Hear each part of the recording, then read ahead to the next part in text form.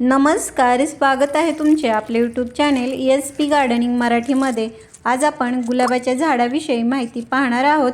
फेब्रुवारीपासून गुलाबाच्या झाडाची वाढ ही चांगली होते आणि झाडावरती फुले देखील ही भरपूर लागतात। मात्र त्यासाठी आता फेब्रुवारीमध्ये गुलाबाच्या झाडाची छाटणी करणे हे आवश्यक असते, कारण छाटणी केल्यामुळे झाडावरती खूप सारे नवीन फुटवे येतात, नवीन फांद्या तयार होतात आणि झाडावरती जी पण जास्ती फुले लागतात ती या नवीन फांदीवरतीच लागत असतात। जुन्या फांदीवरती फुले ही अगदीच कमी लागतात। त्यामुळे अजूनही तुम्ही गुलाबाच्या झाडाची जर छाटणी केली नसेल तर आता तुम्ही जरूर करावी, म्हणजे तुमचे जे गुलाबाचे झाड आहे ते कळ्या फुलांनी अगदी भरून जाईल।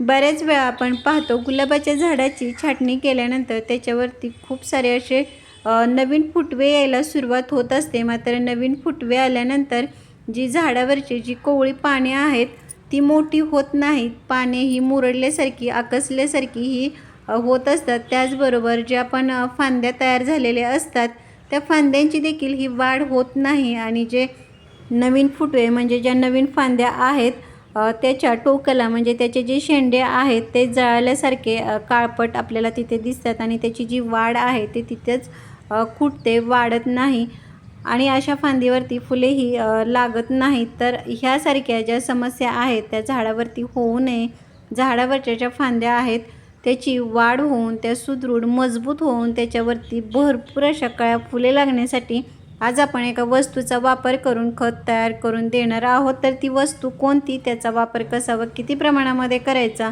हे पाहणार आहोतच। पण गुलाबाच्या झाडावरती कीड देखील लागते, तर ती कीड लागू नये म्हणून कोणते कीटकनाशक फवारायचे जेणेकरून आपले झाड हे फुलांनी हे भरून जाईल याची माहिती आपण पाहणार आहोत। तर त्यासाठी व्हिडिओ कुठेही स्किप न करता शेवटपर्यंत नक्की पहा आणि जर तुम्ही आपल्या चॅनेलवरती नवीन असाल तर व्हिडिओला लाईक व चॅनेलला सबस्क्राईब करायला मात्र अजिबात विसरू नका।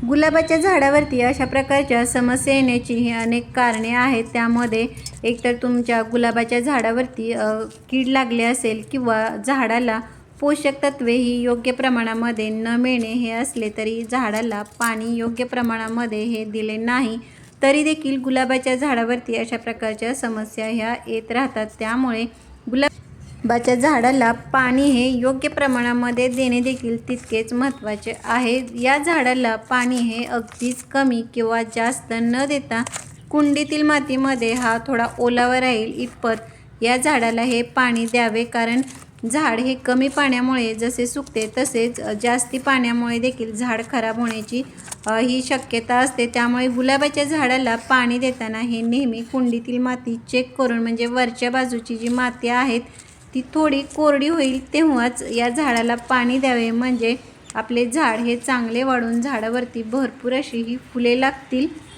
झाडांना चांगल्या वाढीसाठी भरपूर फुलांसाठी नायट्रोजन, पोटॅशियम आणि फॉस्फरस यासारखे जे घटक आहेत ते मिळणे जसे आवश्यक असते, तसेच कॅल्शियम हे देखील योग्य प्रमाणामध्ये मिळणे हे आवश्यक आहे, तरच आपल्या झाडावरती भरपूर अशी फुले लागतात। तर त्यासाठी आज आपण हा जो खायचा चुना आहे त्याचा वापर करणार आहोत, कारण खायच्या चुन्यामध्ये कॅल्शियम हे भरपूर प्रमाणामध्ये असते। मात्र याचा वापर हा प्रमाणशीर करायचा आहे आणि तोही महिना किंवा 2 महिन्यातून हा एकदा केला तरी देखील हा पुरेसा होतो। झाडांना जर योग्य प्रमाणामध्ये कॅल्शियम मिळाले तर झाडाची वाढ ही चांगली होतेच, पण झाडावरील ज्या फांद्या आहेत त्या सुदृढ मजबूत होतात। झाडावरची पाने ही हिरवीगार मोठ्या आकाराची ही तजेलदार होत असतात। झाडावरच्या फांद्या ह्या जेवढ्या सुदृढ मजबूत असतात तेवढ्याच त्या फांदीवरती फुले देखील ही भरपूर लागत असतात। तर ह्या चुन्याचा हा वापर करताना त्यासाठी मी या ठिकाणी हे 1 लिटर हे साधे पाणी घेतलेले आहे आणि त्याच्यामध्ये आपल्याला फक्त हा चुटकीभर हा चुना वापरायचा आहे। जास्ती चुन्याचा वापर करायचा नाही, नाहीतर आपल्या झाडाला हे नुकसान होण्याची देखील ही शक्यता असते। तर अशा प्रकारे 1 लिटर पाण्यामध्ये हा चुना व्यवस्थित हा मिक्स करून घ्यायचा।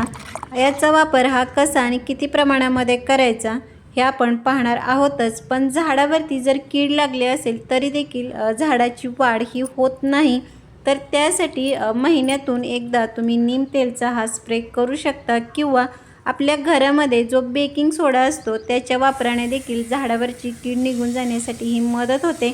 तर त्यासाठी 1 लिटर पाण्यामध्ये फक्त अर्धा चमचा जो बेकिंग सोडा आहे तो व्यवस्थित मिक्स करून घ्यायचा आणि त्या पाण्याचा जर तुम्ही स्प्रे गुलाबाच्या झाडावरती केलात तरी देखील झाडावरती कसल्याही प्रकारची कीड ही लागणार नाही किंवा लागली असेल तरी ती निघून जाण्यासाठी ही मदत होते।